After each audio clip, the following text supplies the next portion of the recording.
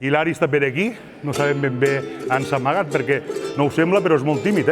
Dir-vos que és un procés que va arrencar a una parada al mercat artesanal de l'Ampolla. Crec que va ser el 2017, imagineu-vos, l'any 2017, en el que va significar.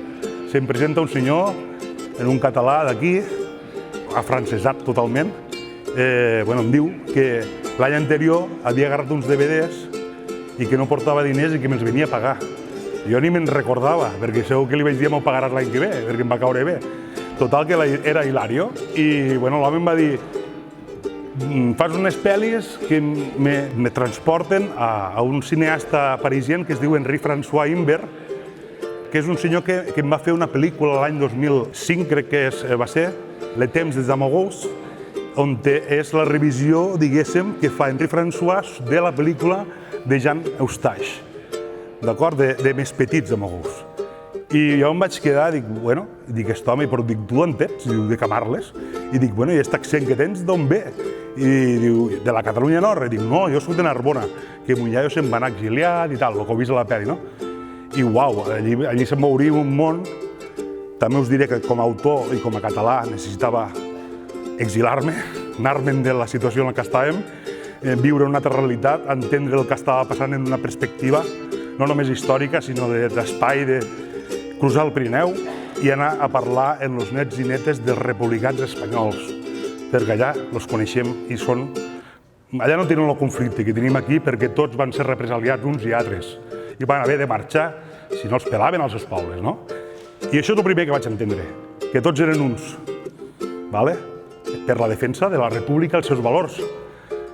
Això que hem de perseverar i hem d'aconseguir tots junts, no? I a partir d'aquí, i de la recerca interior que faig, omplint els buits, que ell diu, els buits de la meva vida me'ls has omplit en la pel·lícula. Dic, escolta, i tu de la meua? Perquè ha sigut un treball conjunt de retrobar-nos en el nostre jo més profund, saber antropològicament qui som com a pobles, que han patit, quines han sigut les violències que ens han fet barallar tots i quines han sigut les que no s'han reparat mai. I aquí ho hem vist, no? Quasi bé 700 afusellats a Tarragona, entre ells l'alcalde de Tortosa, entre ells Curto Pla, el director del diari El Pueblo de Tortosa, entre ells l'oncle Patico de Camarles, que ho diu la Cinta, no?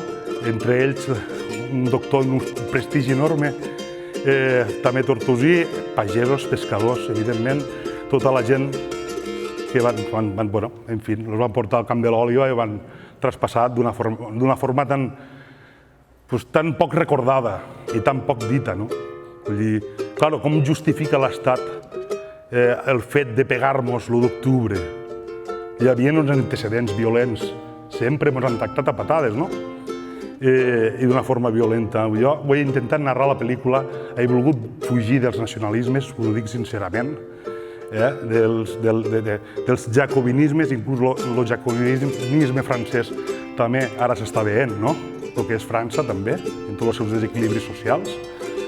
I he volgut baixar a viatge el 14 d'abril de 1931 en tots aquells valors que van fer que les jerarquies manades pel clero parlant clar i per les monarquies i el feudalisme, i el que queda del feudalisme, desapareguessin. Aquells valors són els que hem de recuperar, penso, com a autor. L'alcalde m'ha dit que no parla de política, però això no és política, això és cultura.